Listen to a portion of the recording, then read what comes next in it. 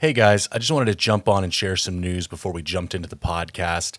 Super excited to announce we've launched the Mindful Hunter brandwear line. So drop some merch. We got 2 different hats, a t-shirt, and 2 stickers. Worked my ass off on these for the last 6 months, went through dozens of samples, really fine-tuned the design. It's pretty simple, tasteful, minimalist. I really hate tacky hunting brand wear, and I wanted to build stuff and sell stuff that I myself would wear. So if you go to mindfulhunter.com/shop, you'll see all the materials there. Also, the way I've structured the shop is the more stuff you buy, the cheaper shipping gets. I don't make a dime off shipping, but I figured out that they pretty much charge for package size, not weight. So the more I can fit into the package, the cheaper the shipping is per item. So that'll be automatically discounted at checkout. Secondly, if you guys could take a moment and share, comment, and subscribe on your platform of choice, it would really help out the podcast. I'm super excited about how fast we've been growing, and I just want to keep up that momentum. And the way the algorithms for these things work is that the more community engagement there is, the further up the rankings we go. Another piece of really great news is that last week we topped out at number 11 on the Canadian wilderness focused podcasts. So that's pretty cool, man. Out of a few hundred podcasts in Canada, to be number 11 after only being up and running for 6 months is really cool. And I have you guys to thank, because if you weren't listening and sharing and commenting, none of this would have been possible. So again, if you want some cool merch, mindfulhunter.com/shop, and leave a comment, share, subscribe, whatever. Deeply appreciated. All right, let's dive into the podcast. All right, everybody, welcome back to the Mindful Hunter podcast. I'm your host, as always, Jay Nickel. Pretty excited about this week's episode. I get to have a good friend and hunting buddy of mine, Dylan, on the podcast. Dylan is an accomplished traditional archer, family man of faith, and we've developed a friendship over the past couple of years that kind of has its roots in archery, and we've been lucky enough to spend some time together. This is a particularly enjoyable podcast for me because I don't want to say that interviewing people you don't know is stressful, but it kind of is, because there's this expectation that you're prepared and you have all these notes, and that's how I like to prepare for conversation. So I was particularly looking forward to this one because it's more like just chatting with a buddy. So Dylan, thank you very much for taking the time, my friend. Oh, props, man. Thank you so much for having me on. Glad to be here. My pleasure. So I thought an interesting way to open up the conversation would be to share the story about how we were met, or maybe more appropriately, how we were introduced. So I was, let me think. Would it be, it'll be Has to be 2 years. 2 years ago this winter, right? Or is it 2.5 years ago now? No, because elk would have been, because we met the winter. We didn't meet the winter before elk. We met the winter before elk. That's right. Yeah. Yeah, because we met. Yeah, that's right. Okay, so we will have actually known each other for 2.5 years at this point. So in an interest to improve my archery, I bought Joel Turner's, I think it was called, might have still been called Iron Mind, or it might have been called Controlled Process Shooting. Anyways, Joel Turner, kind of fantastic guy as far as the psychology of shooting and target panic and controlled process shooting. So I bought his online course. And it was like a couple $100. I found it very useful, lots of good tidbits. But I was kind of stuck. So I shot him an email and asked if he ever did any seminars. And he said, just come down, because what's he close to? Is it Everett or Evergreen? Eatonville is where he's based out of. And the closest city that people would know would be Seattle. So he's just about an hour south of Seattle. Right. So a couple hour drive for us. He's like, yeah, man, just come down anytime you want. And I'm thinking like, it's going to be like some paid coaching or something. I'm super excited. And I was leaving for a hunt in Arizona. I just switched to a hinge. I was going to be hunting with the hinge. Anyways, went down to his place. He spent like probably 3 or 4 hours with me. And I remember as I was about to leave, I was like, so what do I owe you? And he's like, nothing. You bought the course, access to me for life. Don't worry about it. And I was just like, holy shit. And then we'd been talking about hunting all day, but we kind of continued that conversation. And I mentioned something about, I don't do all my solo hunting because I'm badass. I do it because I don't have any friends. And I don't really have anybody to shoot with, or I don't really know anybody. And then he's like, oh, one of my good friends, Dylan, is in Vancouver. I should link you two guys up. And then I think he sent you a message on Instagram after that. That's right. Yeah. And then either I sent you one or you sent me one, or anyways, we started DMing back and forth on Instagram, found out we were kind of like-minded in a couple ways, did a couple coffees. I think we went shooting a couple times. Yeah. I actually met you at the Burnaby range. We were just shooting beside each other. Didn't even know we had been DMing. And then all of a sudden I look over and I'm like, are you Jay? And you're like, Dylan? And so that's kind of like that first in-person meeting was at the range by accident. We both happened to be there that day, but that's hilarious. So anyways, long story short, that's how we know each other. So we owe social media some credit. And Joel Turner, who's a good guy and a good friend and does a lot of good stuff. And I should have him on here. The only reason I don't is he's been on so many. I kind of feel like until I have a unique voice to add to the conversation, I don't want to just regurgitate the old stuff. Like if you want to dive deeper into his methodology, there's no shortage of content to digest. Yeah. Joel is incredible. And I'd only known Joel for a couple of years prior to that. Okay.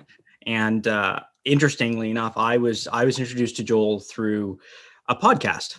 I think it was I had watched a Gritty Bowman podcast where this guy was talking about target panic and control, and he was iron mine hunting at the time. Yep. And then later that year, I, with my rifle, had missed a doe at 80 yards and didn't want to come to terms with the fact that I had a flinch. And I remember this podcast, and so I went and Googled him and then listened to every podcast he had ever done. And then same experience as you. I said, I need to take this guy's course. And I drove 10 hours to attend an in-person seminar he was doing at Calgary. And did he have the online course at that point, or was he only doing in-person stuff? No, he had the online course going, and I didn't buy the course. I was like, I need to meet this guy. Right. And I went there first and just did a seminar. And in a very, just kind of the same way that he said to you, he said, listen, you need to come down to my house. Right. Because I was having some problems that had nothing to do with target panic, which was in traditional archery, a common problem that people will run into when they get control of their shot is the string will hit their face because there's no pre-ignition movements for them to move their head out of the way. And so it hits their nose. People tape up their nose, and I didn't want to lose any of my beard. So he's like, you need to start shooting. That beard game is strong, bro. I got to say, that's even more magnificent than it normally is. Dude, that's next level. I took 2 inches off this week because I was like, this is getting a little bit too wild and woolly. People are looking at me like I'm some weird Sasquatch, So, but anyway, thank you. I appreciate that. So I said, I need some help with my shooting. He said, you need to come down to the house. And I spent a day with him. And then since then, we, prior to COVID, we were camping on his property. My whole family would come down and we've just become really, really close. So I shoot the way that he does and love traditional archery. So when and like you, didn't have a community of people to share this newfound interest that I had. And so, him putting us together was really a big help. Yeah. And we'll get into it later on. Later on in the show, we've been lucky enough to go on a pretty adventurous elk hunt together. It was quite a trip, man. And we'll talk on that later in the show. But let's kind of take a step back as far as your own journey. Let's go right to the beginning, because you do not come from, much like I sort of do, but even less than me, you do not come from a hunting background. No, not at all.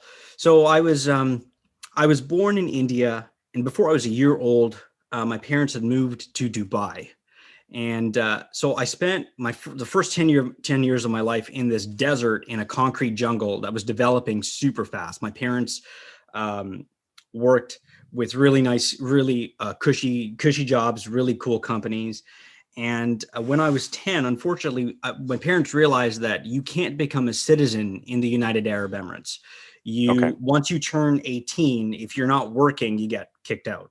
Okay. So they didn't want me to have to go back to India for an education. And they said, well, let's immigrate. And so we put in applications to the UK, to the United States, and to Canada. Canada came through first, and that's how I ended up here. Gotcha. So none really, even for the first 10 years of my life, I couldn't tell you where our food came from. I had no concept of hunting. Everything was very commercial, very, manufactured and produced. It was very engineered type of lifestyle. And then once you show up in, particularly in British Columbia, it's like getting hit in the face with this wall of beauty. Mm-hmm. Right? Like you just look out your window and there's mountains and you're kind of awestruck that we live where we do. It can be too much at times. Oh yeah, no, I agree. And for me, witnessing that, it was almost terrifying because you don't know how to process the outdoors. Yeah. And you realize very quickly that I don't feel safe outside. Yeah. And so even through my high school years, I spent a lot of time kind of avoiding things like camping and hiking and the outdoors, and at the same time being super fascinated by it. Yep. Because other people, my wife in particular, so we're high school sweethearts, but through high school, she would always talk about camping, and she wanted to meet an outdoorsy type of guy, and I was not that. Like for whatever reason, we had a lot of other things in common, but that was one thing that she secretly hoped I would one day be interested in, and I wasn't at the time. And it wasn't until I graduated from high school and got into the workforce and started to kind of forge my way through life that I started to get really, I started to fall in love with the outdoors. Right. And I started to want to so kayaking became a big thing and exploring different places. I felt safe now. I could go out and hold my own, out in the woods, but it was still one of these things that's so vast and so wide, I didn't know what to do with it. To make a long story short, I ran into some health issues around when I was about 25, 26 years old, where I had an inflamed pancreas and I went to see every doctor. And none of them could tell me what was wrong with me. And just because of the person that I am, I'm a bit of a stubborn problem solver. I don't like not knowing the answer to something. I read book after book after book, was introduced to Tim Ferriss, The 4-Hour Body. And after going through all of this information, started to try to self-diagnose, and eating organically helped in a big way. So we started buying organic meat. And that kind of was the beginning of kind of like the spiral into hunting, which was, it's super expensive if you want to find organic meat in Vancouver. It's just, we found a couple of butchers where we would buy exclusively from, and it just became too much. So I've had a love for archery, just a bow and arrow, the mechanics of it, and for a very long time. So I decided I was going to build a bow in my apartment, which I did.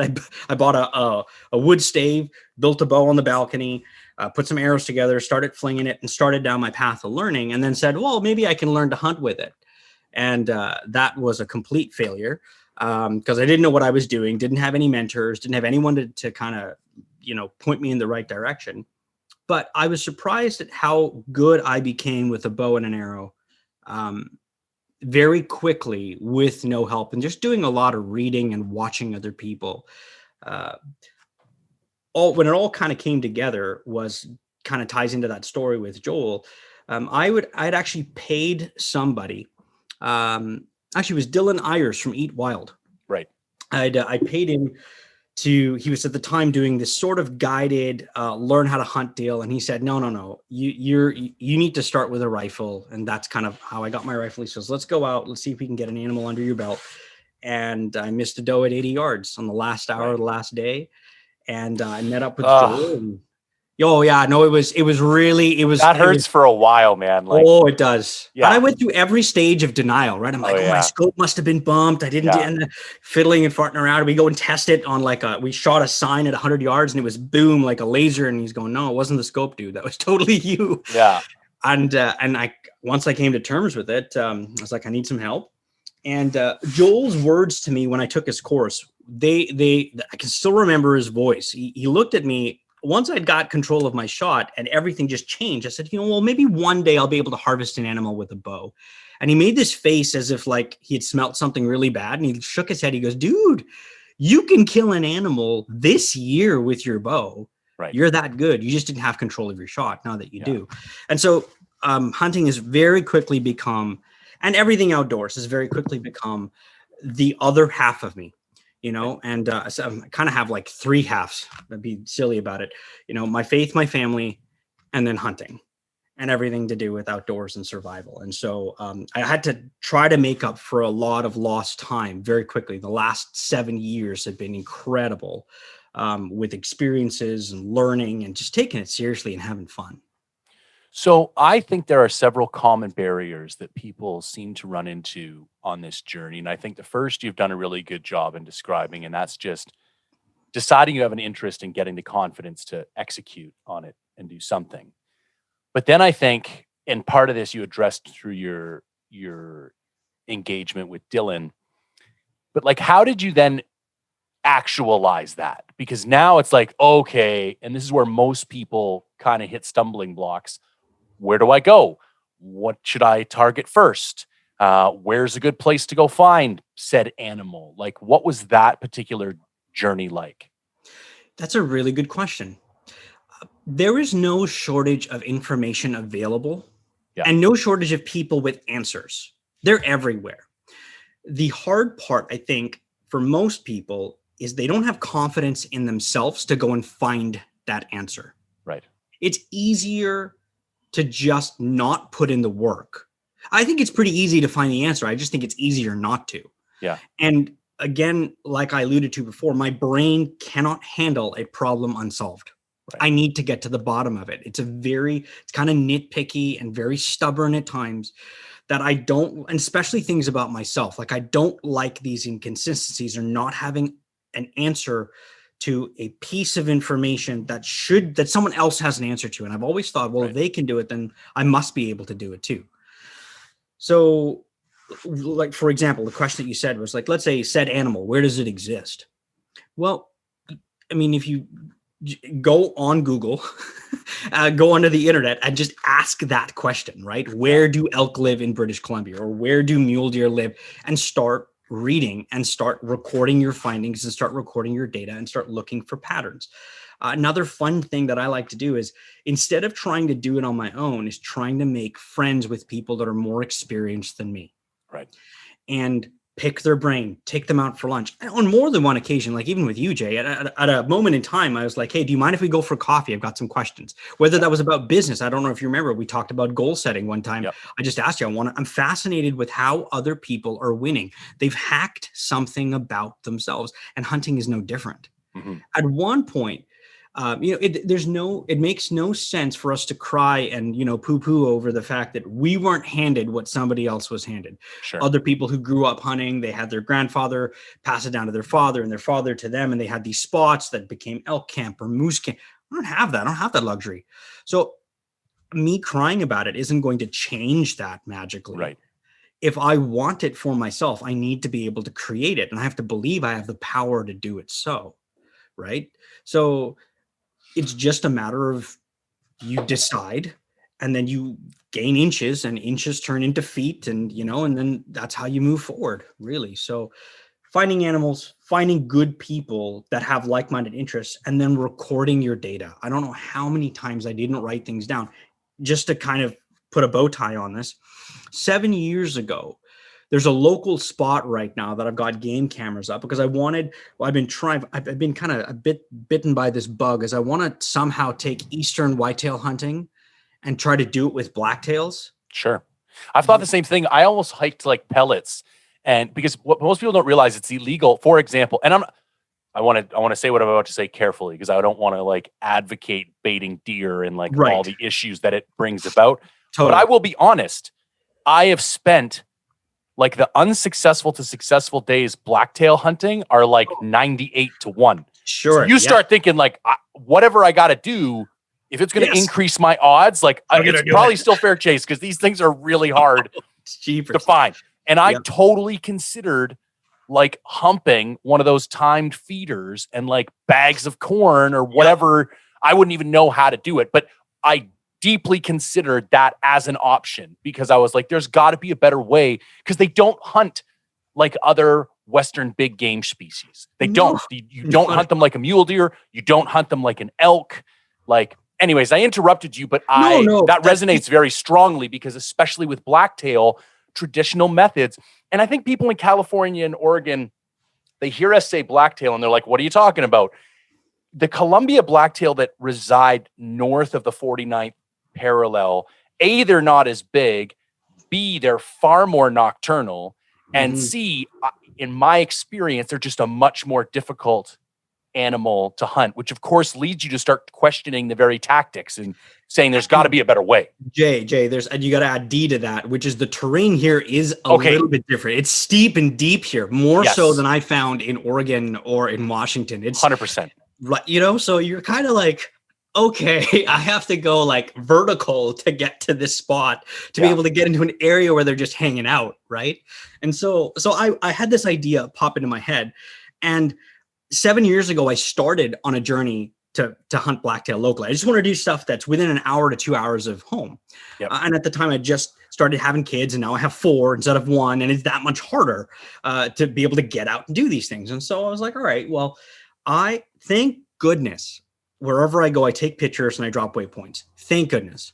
Because I got fed up 7 years ago. I was like, I'm chasing a ghost, it felt, and I'm never going to get this. Yeah. And then this year, just a year ago, it would have been less than a year ago, I just on a whim decided to go through my old waypoints and go through my old photos. Okay. I looked at I had a camera that I threw up because this looked like a blacktail-y spot. And I saw this really big buck. I had him on camera. He was cruising. It was really low light. And so I said, you know what? That my brain started to go off. I'm like, I don't have all the pieces. I don't have the answers to the puzzle. And so this year went to explore it. And I'm far more experienced now. Way more knowledge under my belt. And all of a sudden, I found 4 does and 2 other bucks living in maybe a kilometer square range. Sure. And I've got cameras and they're just there. I haven't been in that spot now for a couple of months because I want the fawns to drop, and I was hoping to get them on camera. But all my game camera footage that I've acquired, it's again recording that data and then trying to find those puzzles or trying to find connections between things that's led to just me having any sort of success. It's just, this is what I've learned about myself. This is what I've learned. This is the data. Let's put it together. Let's get a bird's eye view and let's see if we can move forward. So I don't know if that can be learned. I think it can. I don't think that you just have to have that personality, but I think especially if you're getting into something that's new for the first time, don't be afraid to record your findings and allow it to take a little bit of time. It's okay. Yeah, I agree. Quick little tangent. Did you hear that they have outlawed all game cameras 365 days a year in Arizona? No joke. Yeah, man. Dunzo. Wow. Yeah. It's like the game camera capital of the world. No joke. Yeah, I think that's going to irritate. Irritate would be a very soft word for what people are going to feel. Yeah. Or how they're probably responding, I would imagine. Yeah. And I have a couple little pet theories. When they put it out for not popular vote, but I think they open it up for comment period. And it was 2-1 opposing the motion. And there's 5 commissioners who sit on the board, and they voted in favor of it unanimously, which leads me to the conclusion there's something missing between the public's perception of game cameras and some information that the commission has about the impact. And I think it has to do with interrupting natural behavior patterns. Yeah. Very limited sources of water in Arizona. And you have these, and I'm not going to put it solely on the outfitters, but you have outfitters and regular hunters consistently walking to and from these watering holes. And I think the data supports that there's like a negative impact on the health of the population, because if they go and they start to smell somebody's been there, they leave. And it's not like just 1 or 2 guys. Plus, there's been a lot of like physical conflicts between hunters because they all want pictures of the same buck. I was listening to the Meat Eater podcast this morning, and they recounted a tale. They were watching a buck come into a water hole, and they heard 20 clicks. Like 20 separate game cameras on the same. So that's the thing. It's not like one dude going to check pictures. No. It's 20 dudes. Yeah. If they're all going in there once a month, you know what I mean? Like that's you literally have daily activity. Yeah. to that water hole. So I think that the knee-jerk response is, that's ridiculous. Those are our rights. But the more I think about it, and their argument was it violates fair chase principles. Yeah, if they leave it just at that, they need. I mean, I think that they should come right out and say, look, the data is showing this is having a negative impact on the wildlife. And I'm just speculating. Right. But I agree, and I think there is more to come. I think now that it's passed, there'll probably be a bit of an appeal process, and I think they probably will release some more justifications. I find, because I can support the not during the season. You see that quite often. Totally, yeah. And I don't really have any opposition to that. Like, it's a tool in the toolbox, and you're taking it out of my toolbox. I'll figure out a way to get it done. Without it. Yeah. They've been so unhelpful to me that I never really felt like they've helped me directly kill an animal anyways, so I don't get too bent out of shape. Right. The drone thing is pretty clear cut. Like, if you want to take it to the extreme, under no circumstances do I think people should be able to use drones. So then if you start thinking about, cameras that don't require your presence, I mean, it's an advantage. You'd be hard pressed to argue that it isn't. Yeah, no, I totally agree with you. I've had for a long time no success with cameras, and then very recently a ton of success with them. Right. And I think the difference there is what's your end? What are you trying to do with this? Yeah. Because let's just take our backyard, for example. In British Columbia, I'm not going to chalk it up to one particular thing, but there's a number of factors that are impacting wildlife in British Columbia right now. Sure. And it is harder for certain to find the numbers of game today than 50 years ago. I had a conversation with, do you know who Dr. Valerius Geist is? I do. Okay. He's a bit of a controversial figure, but yes. Yeah. So for the listeners if you don't know who this person is, he's a wildlife biologist that is treated in the wildlife community like a god. Like, the guy has put out a ton of studies and information. Is he from the U of A? I don't know where he taught. I know he lives right. He taught at University of Victoria and Calgary. Maybe that's what I'm thinking of. Anyways, sorry to interrupt. Anyways, he lives on the island now, and he's written a ton of books. And I was just trying to get his books. That's why I reached out to him. I was like, I can't find your books for less than $1,000 a piece. Like, do you have any extras lying around? I will take the ferry over and get some from you. And he's like, no, let's just give me a call. And so we chatted. And so when I was talking with him, he said, in one day, there's a certain spot in British Columbia where he goes, I used to go, and he says, in one afternoon, I'll sit down, and just with my binos on this one hill, I could count 40 moose, 40 moose within a couple of hours. And he goes, you go there now, you could spend an entire month there, and you'd be lucky if you could count one. If you'd see one walk through there. And so there is the numbers show that. So I'm like, okay, well, I need to put myself in a position, me not having spots handed down to me. Mm-hmm. I need to find where animals are. So it went from, this isn't going to help me kill anything, to this is at least going to put me in the right place. Sure. Right. Yeah. And so having multiple cameras up in different places and coming back to check them just to get you close was my goal with it. And then continuing to move them until I found hot spots or where animals are holding up, and then studying that area to go, why are they here and not over there? Right. What's so different between those two spots? And there's a fair bit of luck involved, honestly, because just because you have cameras doesn't mean, especially here, I think in the States, it's a bit of a different animal altogether, because the numbers of wildlife, the numbers of species that they have there, and just in their abundance, you're able to get pictures of animals in a lot of places. Whereas here, just because you have cameras up, I don't think that that's a guarantee. And even if you throw attractant down, whether you throw a buck juice or salt or whatever, doesn't necessarily mean. I know people that have been hunting longer than me who've had cameras up and they go, they don't work. I never get any pictures of animals on my cameras. So yeah. I think you raise an interesting point, and I'll even take it one step further. Even more so than just using the technical data about where they are to help try and kill them. The psychological benefit of knowing you're in the mix, especially with an animal like blacktail that you are likely not going to see during the daylight until you finally see one, and that's likely the one you're going to kill.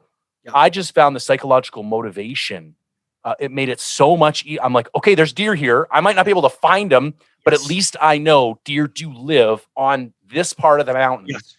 and I'm in the right area. And correct. It would be with that particular animal. It's tough. Like I still remember watching YouTube videos and people get bent out of shape because they only see like a couple animals a day. And I can remember my first year hunting blacktail in the Chilliwack Valley, something like 34 days spent hunting. And I saw one deer. Yep. Like, and it was like, it was so difficult. And you just got to make yourself keep going back out again and again and again. Totally. And the thing is, you just need that one. Okay. Yep. So anyways, let's bring it back to some more like practical insights. So you mentioned like searching out information and trying to find people to develop relationships with, to learn from. What are some practical ways you were actually able to do that? Like what types of resources did you access or take advantage of in order to facilitate that? Okay, great question. So the beginning, probably let's separate into two categories: searching information online and then building relationships, because I think both of them are different. They're similar in what you can gain, but how you approach those things are a little bit different. So searching information online, the first place that I went to was Hunting BC, which is, for those people who don't know, Hunting BC is a forum.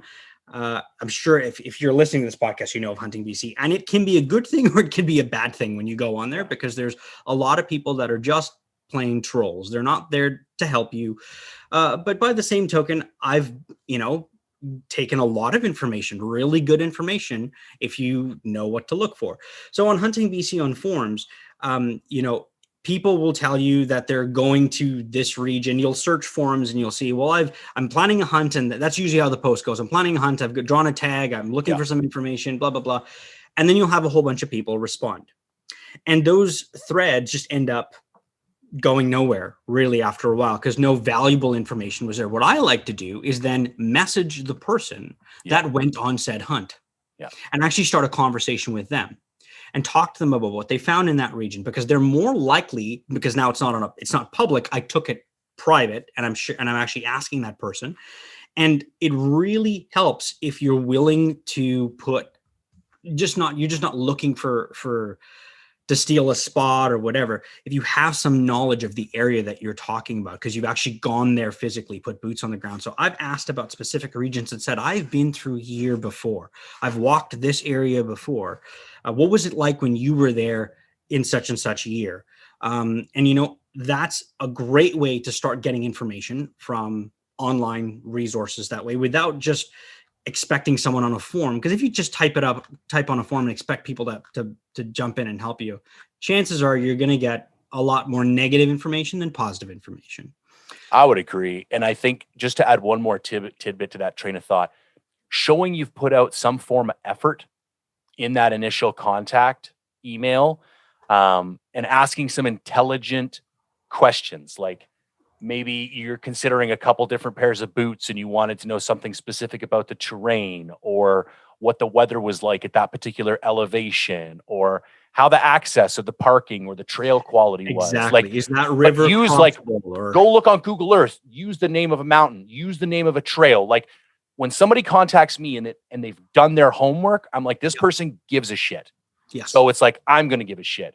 When you just email me, and it happens more often than I'd like to admit, and say, where should I go kill something? It's like, come on, man. So anyways, and I love that you brought that up, because I don't think I've ever talked about that as a tactic before in the show. And especially because lots of times people aren't going back to do that hunt. No. Like, I did a jet boat hunt up the Muskwa in 2017. I've never done a jet boat hunt up the Muskwa the rest of my life. Yep. All the time, people stumble across that thread and they send me a message, and it's like, I'll give you a day-by-day playbook of what happened every day, because I don't really plan on going back there, and I see no harm in sharing what I learned. And it's like, you must have done some digging too to find my thread. So clearly this is important to you. Yeah. So reaching out privately and showing that you put in some effort. Yeah. And asking questions like you were saying, could I get up and over this ridge, or could I get up and over that? Could I cross that creek, or do I need, blah, blah.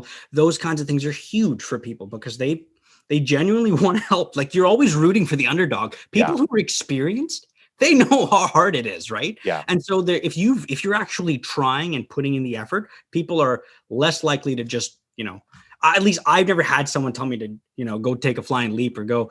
They've genuinely been willing to help to the degree that they're able to. Yeah, I would agree.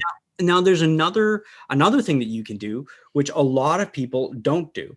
And I put this out there because I'm not going to tell you exactly how to do it, because I want you to go through the process of, you have to try to figure this thing out. Don't expect someone to just hand it to you. Is the government website. BC government puts out a ton of information in terms of studies. So they're doing, for example, they're doing the mule deer, their research project that's going on right now, and they're offering webinars.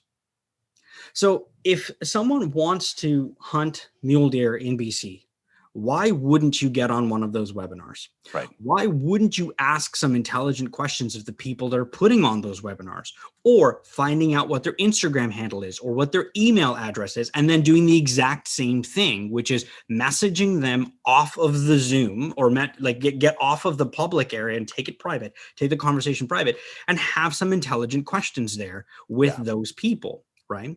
Yeah. Now with the mule deer project, this is one thing that, I would also go a step further. There's other studies that are happening. See if you can volunteer on some of those studies and get out. Yeah, they just had a goat count, and that's a really good example. If you've never hunted goats before, going hanging out for a weekend with a bunch of goat hunters. I think 80 dudes showed up for that, and they're going to put you on a hill, and you're going to look through your spotting scope for a couple of days looking for some goat. Is a fantastic way to get into the community and get some real tactical advice. Yeah, absolutely. And that'll tie in a little bit to when we come to talk about personal relationships when you're face to face with somebody, but exact same principle applies. Going a step further, wildlife biologists, all of their contact information is listed, right? The number of people that I know don't reach out to these. This is their job to know this stuff, to study it, to compile the data. And again, if you email them and you phone them up and you're just going to go in there and say, hey, I need a spot to go hunt because don't expect a very favorable response back from that person. Yeah. That being said, if you're asking some interesting questions, for example, I knew that in the state of Washington, they can tell you, the wildlife biologist can tell you the average day that a cow elk goes into heat. They can tell you what day in September, which is the 13th of September in the state of Washington. So I was like, well, I wonder if our wildlife biologists know that too. So I went online and I sent, so here, guys, you don't even need to email them. I'll tell you the answer. Our biologists don't know that data because they have no way of gathering and compiling that data. So don't bother asking them that question.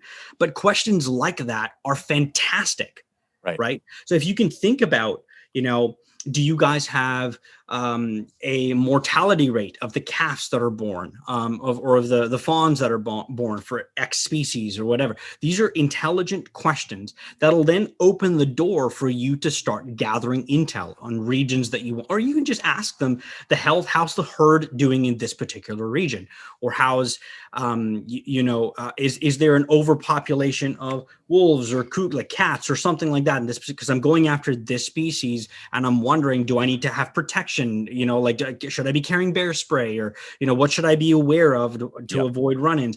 All those are intelligent questions. They do a ton of field work too, so asking them access issues is definitely not out of their scope of practice, because even if they're not out there, they're going to have juniors that are out there, or they know guys who are collecting data on a regular basis in different regions and stuff. So I think that's also fair play. And then the last thing is that a lot of that data is compiled and it's put on the government websites, so that then you can take some of it. So a very common, an easy one for people to do is if you use iHunter, you can go and find all of the burns. Now they actually just released it as a burn layer, so you don't even have to do this anymore. But prior to that, I went on the BC government website to look at all of the burns and added that as a layer on iHunter, so that I could just turn it on and go, okay, I know where this is, and I know, okay, how old that is, and I know where I should be spending my time, and then cross-referencing that with Google Earth. And then the last one that I'll say is statistics, harvest statistics. There are books that you can go and buy. You can go find these where you can see And I got onto this again by attending webinars. I'm watching, and someone mentioned, yeah, you can go find this information. You just look hard enough, you can actually find the harvest statistics, and then you can go back and look at where over the last 50 years which regions have had the most amount of success for harvest statistics. They do that for the LEH. You can go you can go online and find that and go, okay, well, if you drew an LEH tag, by the way, did you? Zero. Dude, I got a shared moose hunt this year. Oh, congratulations. Thank you. That's 6 consecutive years. I've never drawn a tag in British Columbia. Okay, so this is 7 years in a row, 7th time's a charm. So next year, okay, so you're up. One more to go. There you go. Just hang in there. But yeah, so, when I was looking at the LEH to put in for which regions, I was looking at the LEH big game harvest statistics. I wanted to know, and you don't need to be really good at Excel spreadsheets to figure this out, but you can figure out which regions have the highest hunter to harvest ratio. So I wanted to not just know how many animals were taken, but how many hunters were in that area and how many of them were successful. So you can start to narrow down put yourself in the best position to win is really what it comes down to. Right. Yeah, when you're gonna do this. So that's all online data. Do you have anything to add for anything that way?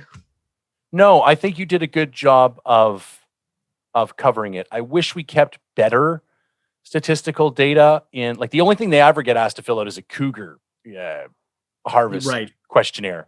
And I would have no problems filling out a questionnaire at the end of each year. Every year, yeah. No problem. It takes five minutes. I get a little bit spoiled because of the hunting in the States.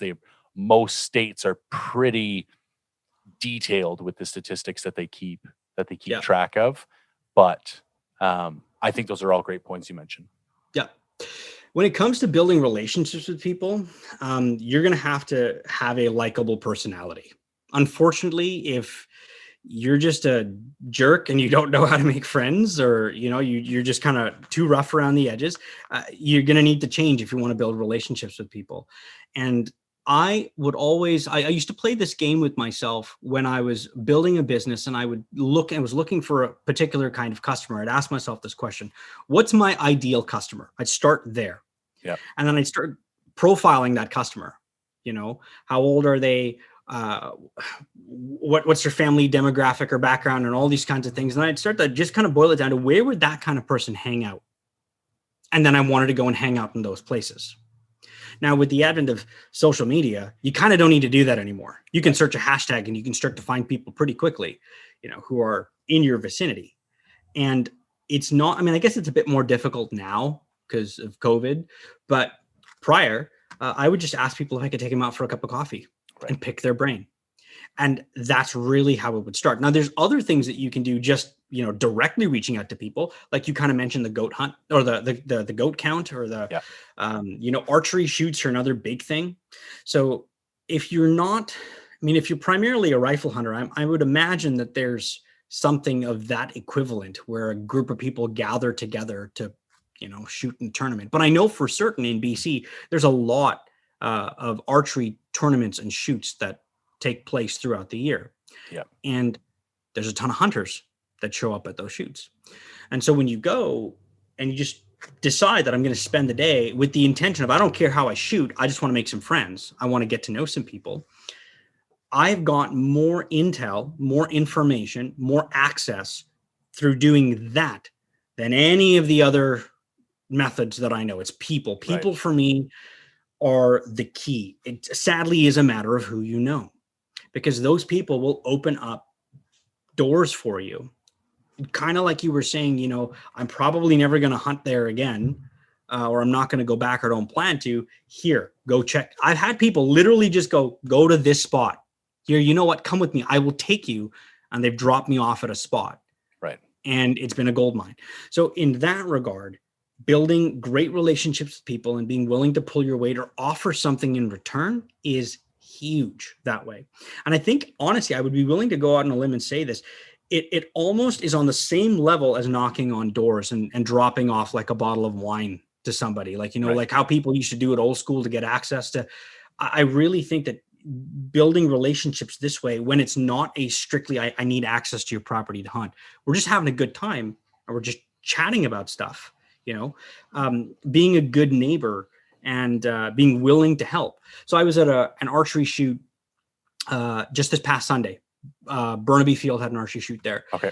And I showed up, and there was a gentleman over there that happened to throw it. He mentioned, I've got an ILF traditional archery rig that I can't get to tune. And I said, hey, we need to find a time this week. I've got tons of arrows, and I've got every field grain, every grain weight that you could need for field tips. Yeah. Let's get it dialed. So we picked a day. I showed up, and I have nothing to lose except an hour of my time, but I get to shoot my bow. So that's not a big deal. Yep. And I spent that, we turned into 2 hours and got a dialed setup for this particular person. Awesome. And as a result of that, find out that they're a videographer. They're at the moment unable to hunt, but they love to go on and just film other people hunt. And they happen to know somebody that has access to a very difficult place in BC that has fallow deer. Huh. So you start thinking about, I had no intentions of doing any of that stuff. Right. But if you don't put yourself in that position to make friends and be helpful, doors don't get opened. Right. Yep. So and it may not go anywhere. Who knows? Right. Like there's a lot of yeses that need to happen, but I like putting myself in the best position to win this way with people, with relationships, and so getting out to these places, taking people out for coffee or buying them lunch and picking their brain and showing up prepared. Right. If you're going to take somebody out to coffee, you need to have a set number of questions, intelligent questions that you're going to do with this person. That's not, hey, I need a place to hunt. Right. Yeah. But those are all of the things that I've employed over the last 7 years or so. And all of them have worked in different circumstances, all of them. Yeah, I couldn't agree more. And the only piece I would add, and this especially plays to the personal relationships or even just personal discussions that originate online, is like, don't be afraid to go and fail first. Because I find people are far more open once they know you've already tried a couple times. Yeah. Like I've even seen guys go in and look for sheep information, and the old timers will be like, listen, you go fail a couple times and then here's my cell number. Literally saying like, I want to know that you actually give enough of a shit about this, that you're willing to do it even if you fail. Yep. And then you prove that to me, then we'll have a conversation. I'll give you some spots or I'll give you some tips but especially the old timers, they want to know that you're willing to do it without help before they give you like really direct help. Anybody will give you like broad general feedback, but if you're talking about like really juicy tips, I've even had guys reach out, like really experienced guys, after seeing me fail in some of my videos and give me very specific advice about like, next time you're in that situation, this is what you want to do. Or if you're looking for that animal, these are a couple spots that you're going to want to go check out because you proved you wanted it. And that's what I think pisses people off, is that you want what I had to work for free. Yes. And that pisses me off. But when you're willing to work for it too, I think it just changes the dynamic of the relationship. Like, people like to help, but they want to know that it's like you're helping somebody who deserves it. Yeah. And also someone who believes and sees the world the way that you see the world, believes what you believe. Nobody wants to do business with people who don't believe what they believe. Yeah. But if you find a like-minded individual that cares about it enough as you do, well, then you kind of want them to win, right? If they fail, and maybe they've not failed the same number of times, but they feel what you feel, right? I had actually interesting story just also came up. So I've got a particular spot that I've been working on for the last 4 years. That's one of the harder places to hunt elk just because the numbers aren't so great. And I've got them on camera now, and I know that they're in the area, and I know that I should be able to go and hunt them during the bow season. Because once rifle opens up, they disappear off the camera, and then they don't come back for a while. But so as I was kind of preparing for this, I got a phone call from somebody that I, out of the goodness of my heart, had kind of introduced. I didn't know what I was doing when I was elk hunting the very first time, but I said, I have a spot, and this guy was new to hunting. And I said, well, why don't you come with me? We'll learn together. And he came with me, and we actually got a bugle back the very first day. This is 4 years ago. Very first day, we got a bugle back. So long story short, this year he reached out to me. He's gone off and hunted and been successful on his own for the last few years, and he had a buddy cancel on him. And he goes, I thought of you. You took me out hunting for the very first time. I've got a spot, and I thought of you. Do you want to come along? So I have a backup spot for this year as well. So this whole idea of building relationships with people, even taking somebody out that's new, right? You're thinking not for immediate purposes, like not for instant gratification. Yeah. Taking somebody out that's new and teaching them does a couple of things, I think, for the individual. One, you have to articulate every single thing that you're doing, which means you have to reinforce your own understanding of it before you can give it to somebody else. Right. You're solidifying what you already know. You're helping that person figure out real time what to do. And that's better than reading a book, really, just being out there, boots on the ground. But then it could pay dividends down the road, like it's done for me. Like this year, to have somebody else call me and go, I've got another spot. This spot is any bull, and during the archery season, and I've got them on camera, and I know that I've tried to hunt them unsuccessfully the last couple of years just because I didn't know. I can't call, or, I've not been able to close the gap. I don't have the strategy down or whatever. So you can have all these things be presented to you when you've put in the time, effort, and if you've just paid it forward enough, opportunities start to present themselves. 100%. Okay, so let's take a bit of a pivot here, because you mentioned initially that kind of meat was the inspiration to start hunting. And I kind of know the answer to this question, but I want to hear your thoughts on it anyways.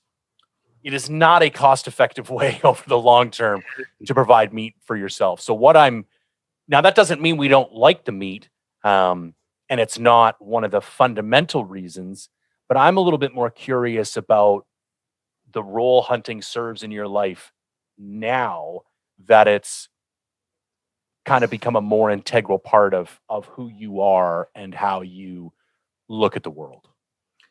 That's very interesting. Because I haven't had to articulate. No one's ever asked me that question. Is it started off this way?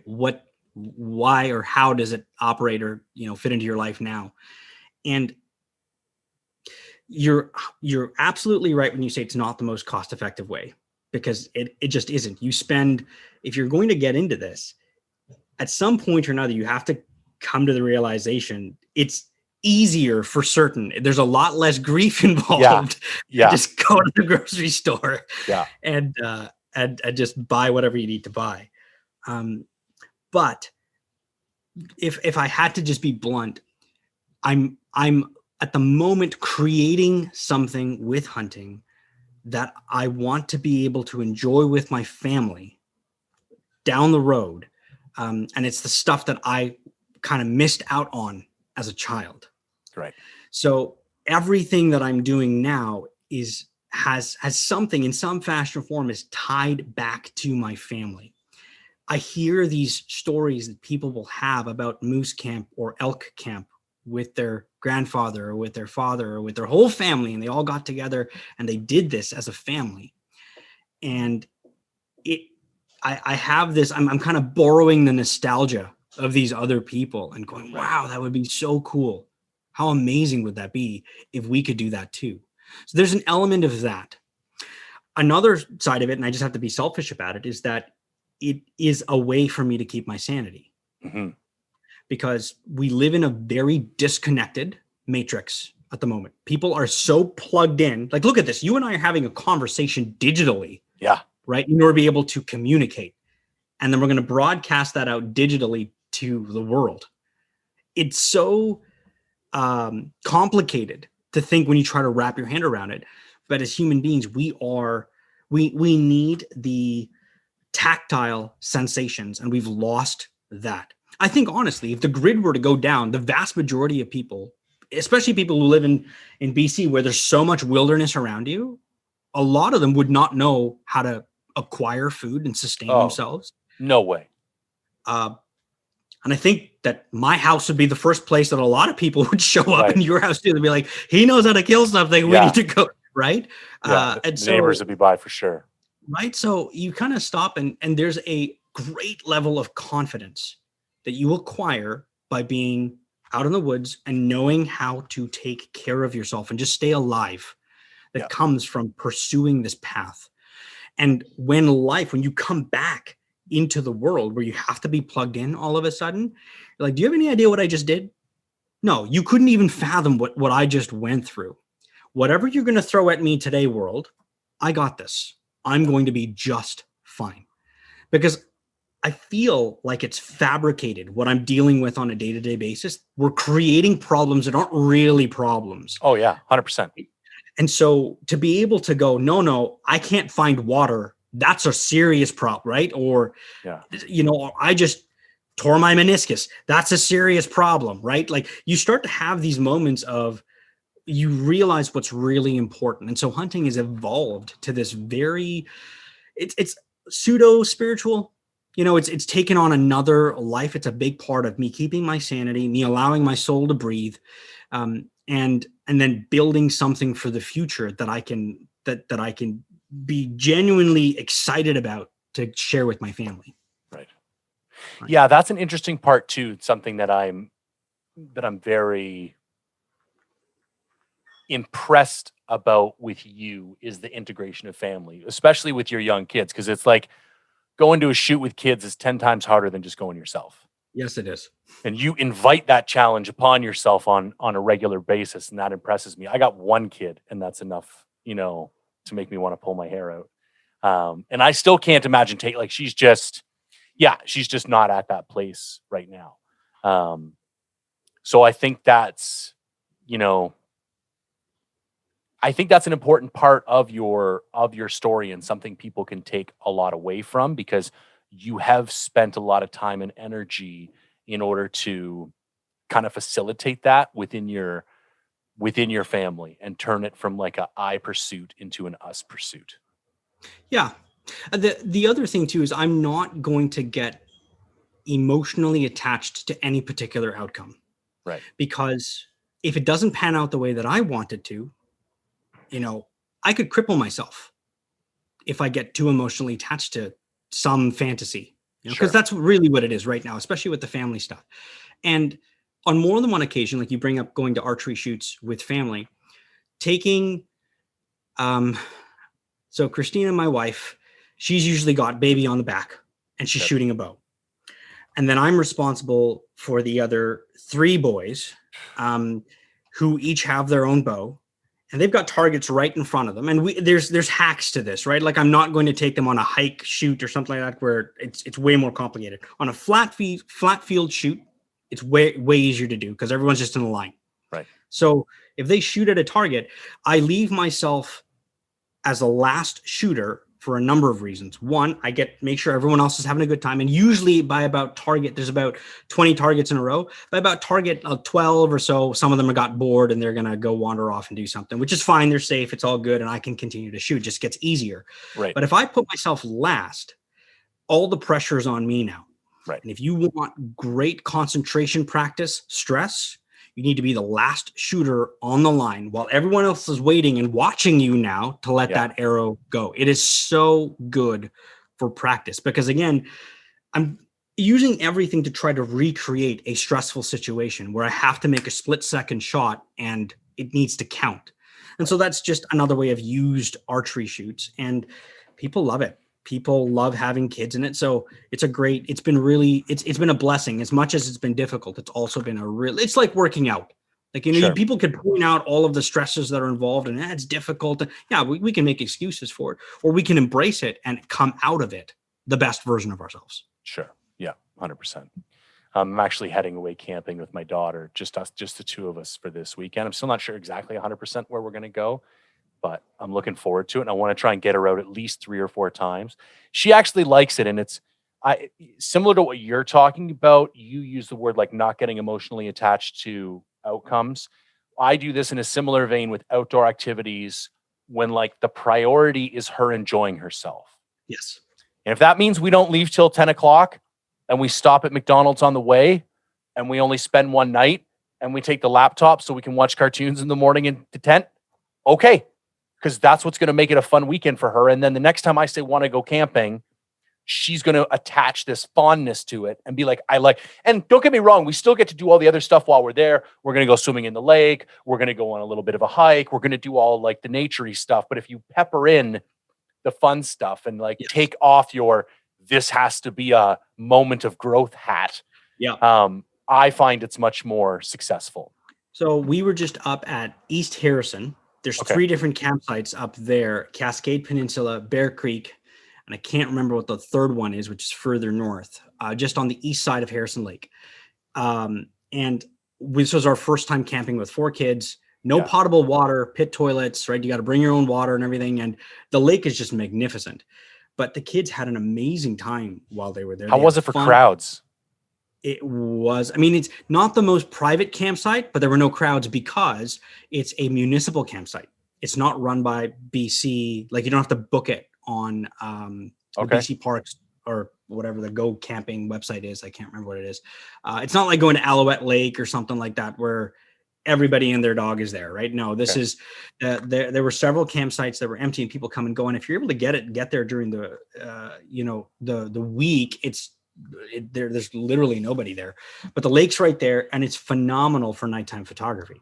Can you book in advance or do you just show up and hope for the best? There are some that are show up and hope, or you can book for the best. I'll send you the website afterwards. No, that'll be great, man.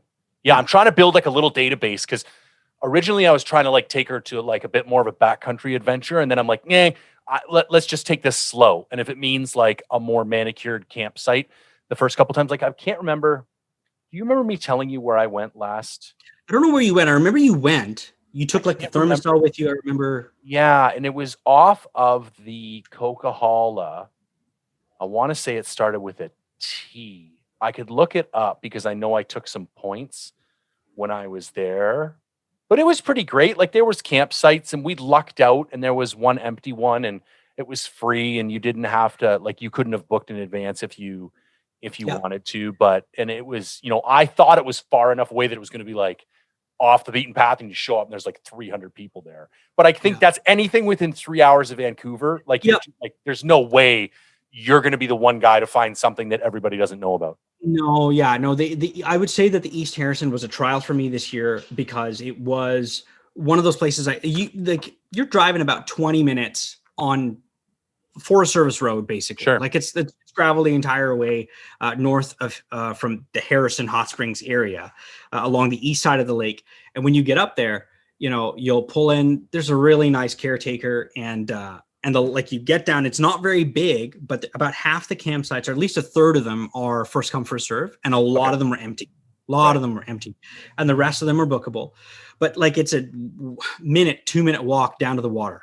Okay. And once you're at the water, like it's gorgeous. There's a little bit of beach there, and you can just have as much fun. I mean, and then if you go back the other way, there's Forest Service roads. You can go for a hike. You can do all sorts of things. There's a couple of cool waterfalls, but it was definitely a bit much with 4, and especially our youngest, who's Gemma, my daughter. She's a handful. She's not even 2 yet. Like she will run into everything that's dangerous and potentially kill herself.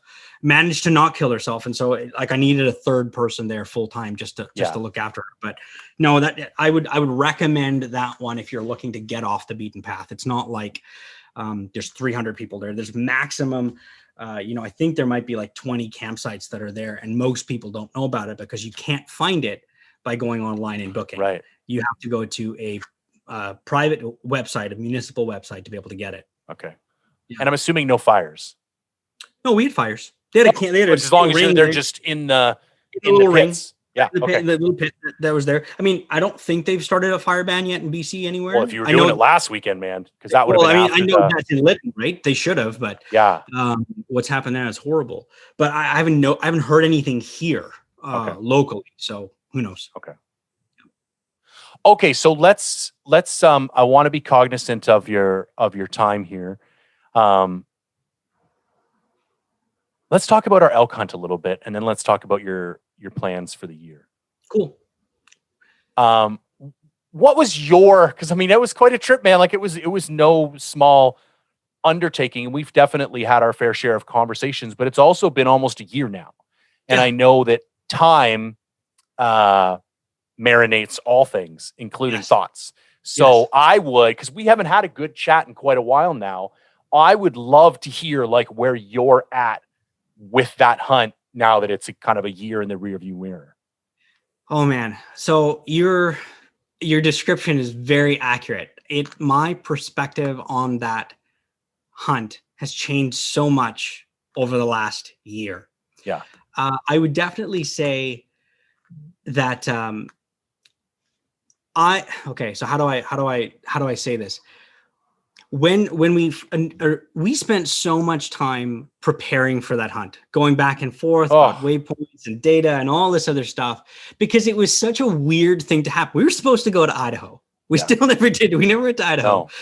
And this was such a last minute throw everything that you can, like, throw it all COVID together. Man. We were supposed to go and like a month before, or maybe it was longer than that. Actually, we thought it was going to open back up is what we thought was going to happen. We thought it was going to open back up. Yeah. And it never did. No. And that was so, it was so like on the drive up was where I started initially going, because I was like, I've best shape I've ever been, because the year prior on an elk hunt, the reason why I reached out to you for working out was because I was like, I had my rear end handed to me and I didn't really do anything extraneous. So I need to get into shape. And you would give me some advice and started working out, and I'd put on 20 pounds and I was hiking every day. I was like the best shape that I'd ever been.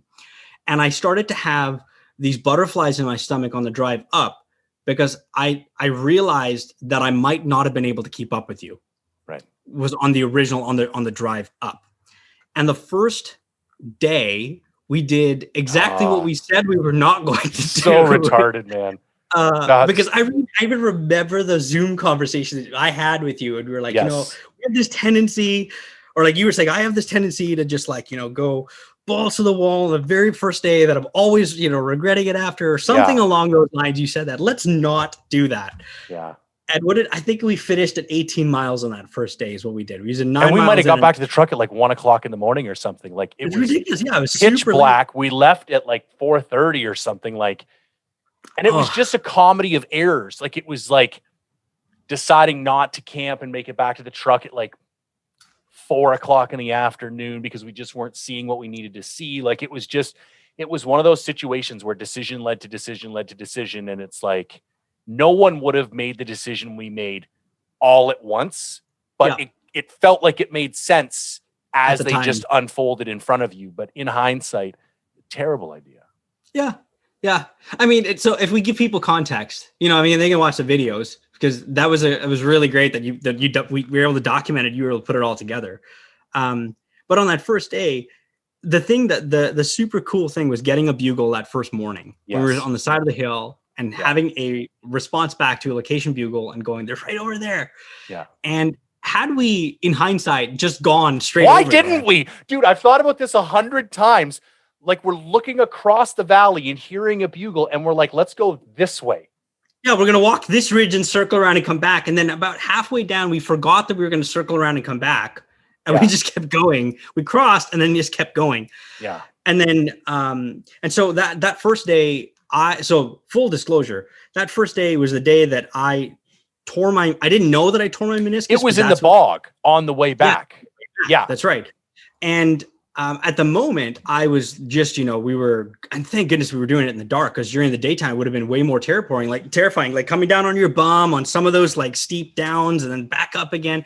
It was intense coming back, but then hearing do you remember that monster bull bugle back? It was 8:00 at night or 8:45 or something. Yeah. And you let out a bugle and we got this like, and they were right there, man. Right like there. That's another one where I wish we'd have I think we thought we were closer to the truck than we were. Like I wish we'd have just stopped, set up camp and like played those bulls at the break of dawn. They were right there. They were right there. And then getting back, and you know what, had we done that, we wouldn't have worried so much about the other guys that ended up packing up and leaving the next day anyway. I know. Because we didn't go back into that area because we're like, well, let them have it. Yeah. So that first day was definitely a comedy of errors. And for me, everything mentally started to spiral out of control because I was worried about my knee. Because usually, like, I'm like, no, I should be able to go significantly further than this. But it progressively got worse. I think I stayed on it until day 6 or day 7. I can't remember. But So I came back from that hunt not realizing I had a little bit of PTSD. I had one of my good friends who's a psychologist. She's like, "You're talking very interesting. Like you're saying a whole bunch of things." She was over for just a visit one evening, and she was like, "Oh, I didn't ask you, how did your hunt go?" And I was explaining what had happened and all this stuff. And then I would, from time to time, getting out of the truck, trying to finish my hunting season, I'd have like my heart racing. Yeah. And I was like, what the heck? Like did I just drink an energy drink, or trying to remember how many coffees have I had today? And I'm going, no. I need to like nip this in the bud, because I'm not letting this be the thing that, so anyway, so that trip initially was the most exciting encounters I've ever had with elk in my entire life.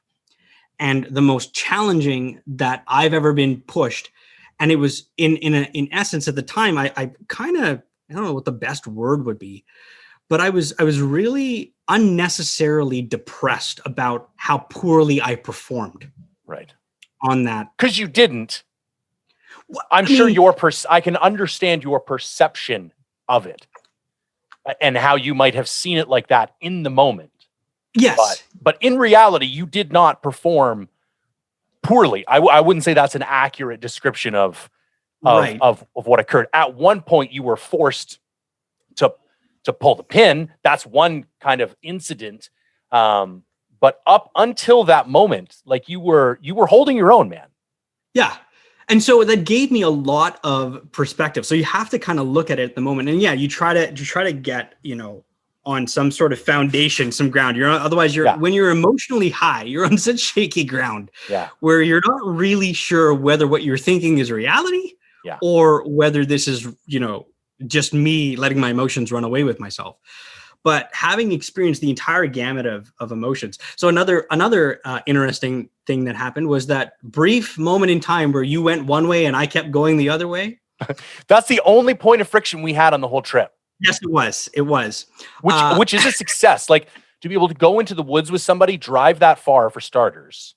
Yes. Share multiple hotels, go in the woods, share the same shelter, and hike that far together. And we only had one moment where we even got anything resembling short with each other.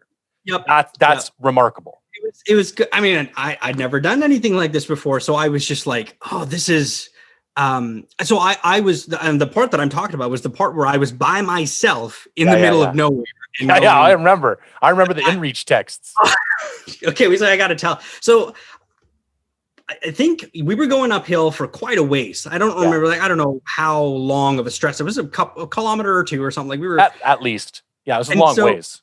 And so you were just going, and I was like, my knee is slowing me. I can't, I'm like, you keep going. And you went around a bend, and I'm just trying to keep up, and I get around at the top of the bend, and then all of a sudden I could see this straight line. Like there was like a line cut in the trees where I could see for a really long way.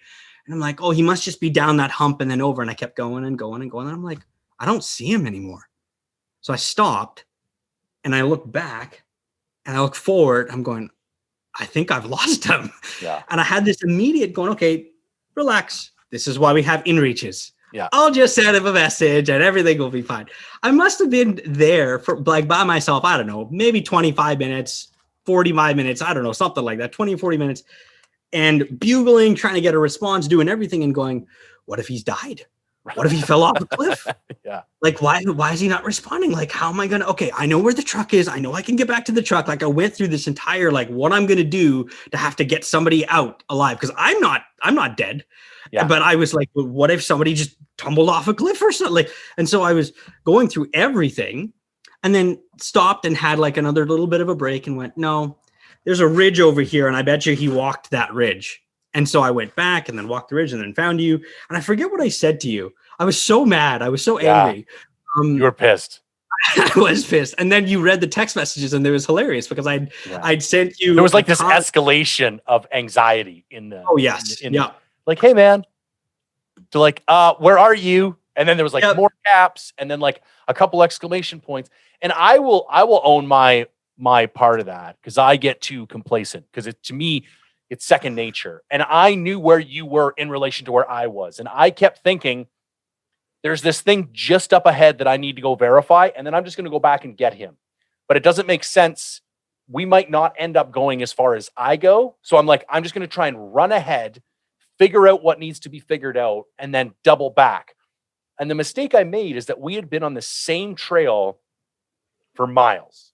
Yeah. And then right when we got to the top of that one ridge, there was a fork. And there was the fork that went to the left that went to where our eventual campsite had been. And then there was a fork that went to the right. And at that point, I should have used some flagging tape or something to indicate which way I had gone, because that also would have solved the issue. But I also had to confront, like, I was not a nice person to hunt with on that hunt. Like, I get overly focused on the outcome, and I wasn't particularly sympathetic. I wasn't, I'm well aware of who I am when I get, hyper focused on achieving something, and that, like, I could have been more helpful at certain times. Well, anyway, I mean, that moment in time was just one of those, like, I realized that you're like, and I say marinating, or you said marinating. Yeah. In hindsight, looking back at it, I go, you were playing at your very best. You were in pursuit of your very best. Yeah. And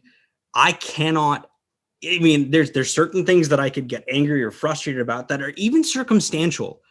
But the truth of the matter is that if two people aren't aligned, if they're not on the exact same page and they're both playing at their very best, they could find themselves in two different situations, like two different viewpoints and how they view the world. And so I can't fault you for playing at your very best, because that's naturally who you are. That's how you're going to do it.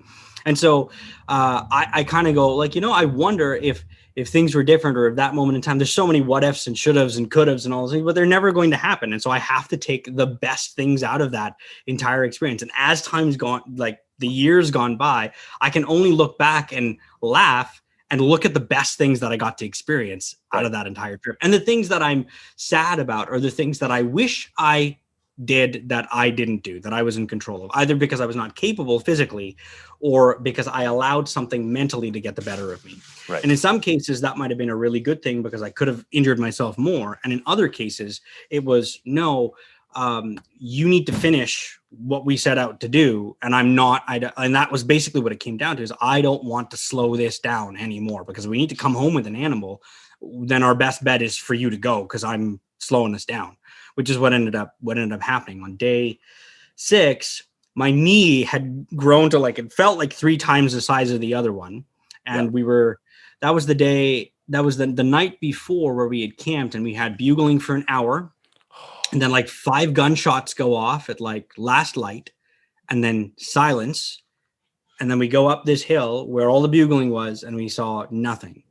Yeah. And just a ghost town, man. It was just a ghost town. And there was fog there too. Like they were gone. And it snowed on me that day.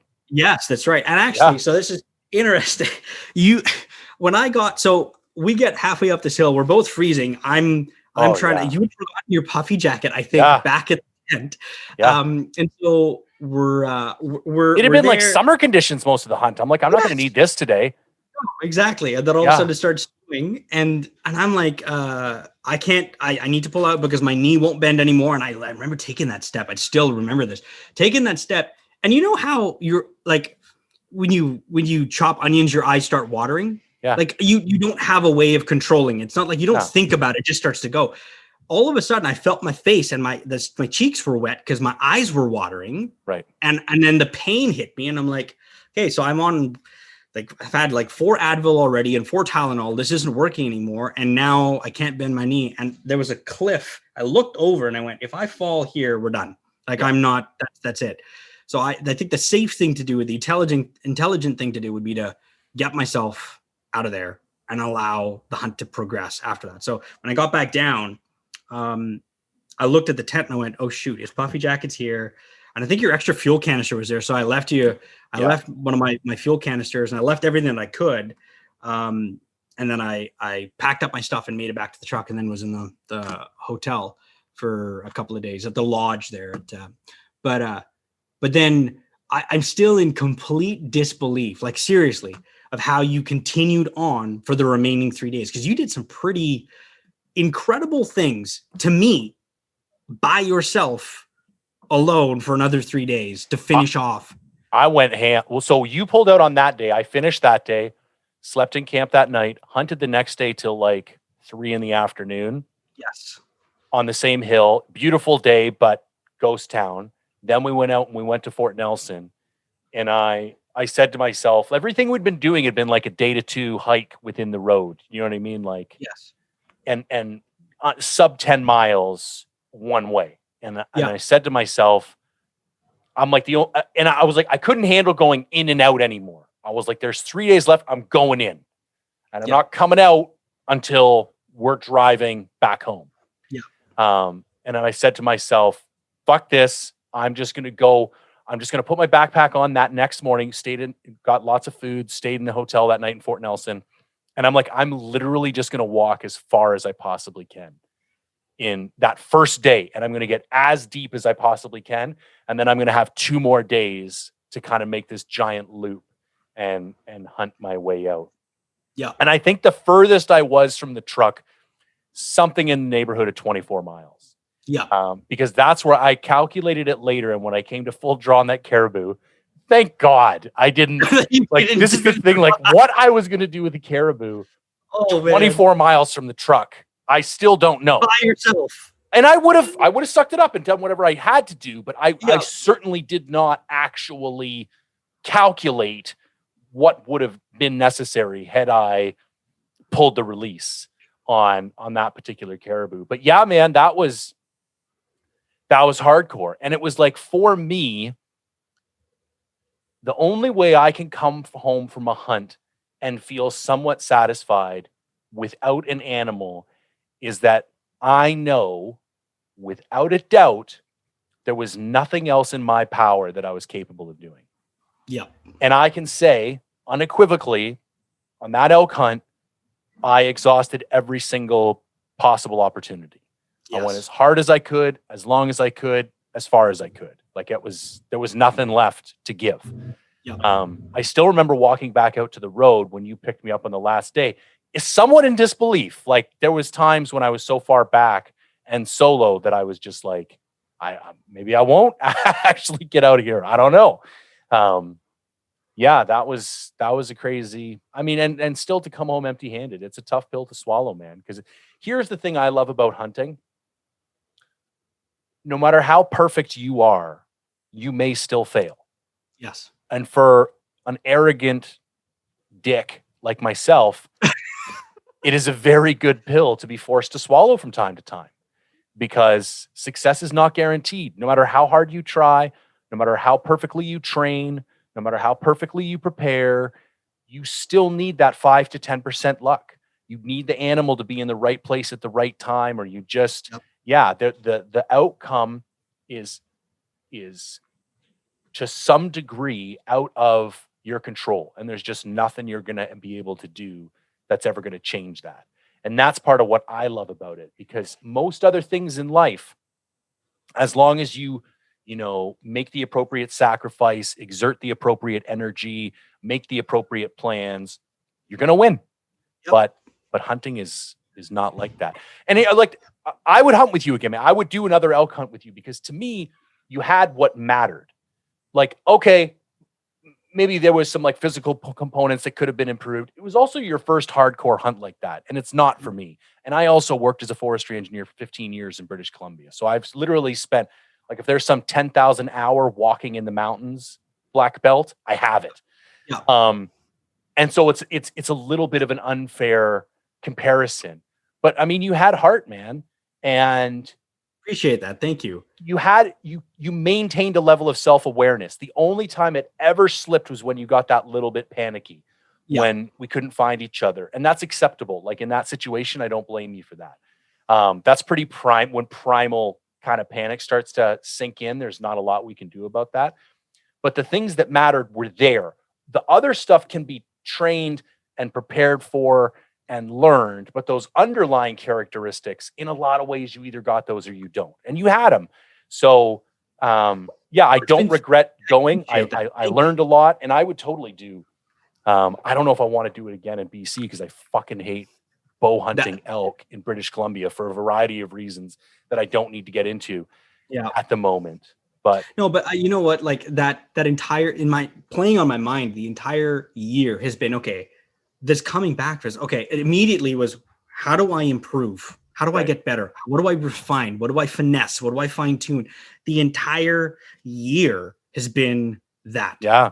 Right. It's been such a good exercise in growth. And I think I texted that to you. I said, before we go again, I need to do some serious leveling up mentally and physically. Yeah. And I'm all about that, because if I'm not, I want to meet the best version of Dylan. Yeah. I know that I'm not playing at my very best, and I'm okay with that as long as I'm making progress towards that version of Dylan. And nothing so raw could have ever been handed to me as that trip. Yeah. Right. Because I remember getting in the truck afterwards and being a complete mess. Yeah. Just like disappointed. I'm a failure. I let my hunting buddy down. I couldn't go the distance. Like all these things have just, and again, it's like, this isn't reality, dude. You're just an emotional mess right now because of whatever. Yeah. But at the same time, you can, when you get perspective, you can start to go, well, okay, let's control the things that we can and let's level up in those areas. Right. And so it's been fun this entire year. And again, I have to say that being out in the woods and chasing critters and failing over and over again with that trip in mind has been so good for, I can do anything. I can go so much farther because you have this kind of belief in yourself. Look, you have no idea what I just went through and I'm still here. So let's go. Yeah. Right. Yeah. Yeah. All right, man, we're running out of time, but I want to hear, let's wrap up. What's the rest of your year look like? What's Dylan's calendar? Yeah. So September, actually end of August, I'll be in this particular spot, chasing elk. I'm going to be in region 8. Okay. And I'm going to give it. Is that like the elevation limited bow season area? No. Okay. That's it's a little bit further over. Okay. This particular area, the only reason why I know about that and herd of elk that live in this area, a couple of herds that live in this area, is because I almost bought a property in this area. Okay. And the guy, the realtor said, "Hey, do you hunt?" I was like, "Yeah." He goes, "Check out these pictures." And I'm like, "Oh, thank you." So that's kind of how that all started. Gotcha. And it's been 4 years in the making of figuring out. Unfortunately, it's 6-point only. Okay. So what that means is I've got cameras up in this area. I know there's a decent sized bull there. I'm going to be there in July and August to check the cameras. And if he doesn't look like he's going to make 6 points, I'm not going. Okay. I'm not going to go there because, I mean, he's probably not the only 6-point bull, but he's pretty darn big. And if he doesn't make 6 points, it doesn't have a lot of confidence that I'm going to take 10 days away from my family to go and have an encounter with an animal that I can't kill. Sure. But I have a backup spot with this other gentleman that I was mentioning. Okay. So, if it doesn't look like I'll be heading further over, it's going to be region 4, but not all the way over to the very end, the Alberta BC border. Okay. But that'll be September, beginning of September.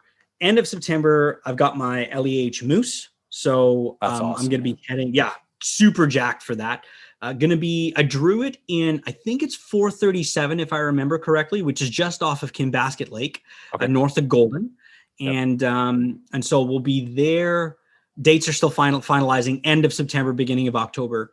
And then the rest of October, I'm going to be hitting blacktail spots hard. So I've got 4 different spots where I know there are critters, 2 of which are within an hour driving distance of my house. And the other 2 are actually some of the Gulf Islands.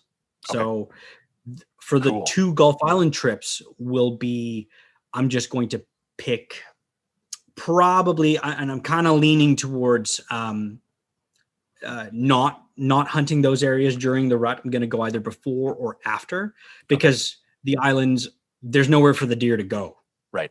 They're stuck on those islands and they've got large populations and it's bow only. So I put myself in the best position to win there. So if I have an encounter, should be good. But that's basically what my season is for this year. Nothing obviously in the US. I'm hoping that the following years to come will be, putting in for Idaho or some of the other states. I mean, I really enjoyed the intel that you've been able to give me or share with me and the stuff that you put on your podcast about how to apply for states They're open now too. You can get your July 1st bonus points for Montana and Wyoming open up. So you can buy for $50 a piece. You can buy your. I'm going to be for Montana. I haven't put in for Wyoming yet. I think we were going to chat about that last year, and I never got around to figuring out Wyoming. Or I might have missed it. I think you missed it. I think I missed it last because Wyoming stops September 30th, and Montana stops October 30th, and Wyoming stops September 30th. And I think you went after September 30th, and we're only able to get to one state. Right. So yeah, I unfortunately I didn't get my act together last year, but for this upcoming year, I'm definitely looking at it. So awesome. What about you? So 5 weeks as of today for sheep. Yep. So we leave on August the 6th. We're doing a fly-in, me and two buddies, 12 days, pretty hardcore type of deal. Pretty excited for that. And then I was really thinking I was going to pull a draw this year, man. I went for pretty reasonable stuff, like some goat tags that were like 2 to 3 to 4 to 1, some moose archery tags that were like 3 to 4 to 1, like really pretty reasonable stuff. And I thought for sure I would have pulled something, and I just got nothing. So I actually don't have a clue what I'm going to do with my fall. I'm still kind of batting around a couple different ideas. I'm thinking maybe do something late October, because with the sheep hunt kind of being the middle 2 weeks of August, running out the door to hunt elk like 4 weeks later is a bit tough on the wife. So leaving a couple month break there. In the same breath, some dude from Alberta did invite me to go hunt elk, where there should be some pretty good bow hunting. So I don't know, man, leave it open. Some interesting opportunities are kind of coming up with people touching base and stuff like that. So maybe I'll even do a couple shorter 4 or 5 day things instead of one just big 2 week thing. And then I think as long as all the borders open up and everything, we're going to try and go to Hawaii for Christmas. And so I'm going to try and do a couple days bow hunting. I don't know if we go to the mainland, they got mouflon rams. That would be pretty cool. I like the hunting on Maui, but there's not as much for my kid to do. And my wife kind of wants to go to that Disneyland resort on the Big Island. So that would be cool. And then that'll be it for this year. So hope maybe 2 more hunts after sheep. We'll see how it goes. Cool, man. That's awesome. Yeah. All right, man. Thanks a lot for doing this. I think what we'll need to do is kind of late fall, early winter, do a round 2 and kind of do a catch up with how each of our seasons went. Yeah, sure. I'd love that. That'd be sweet. All right, man. Be well. Thanks again. You too. Take care. Cheers.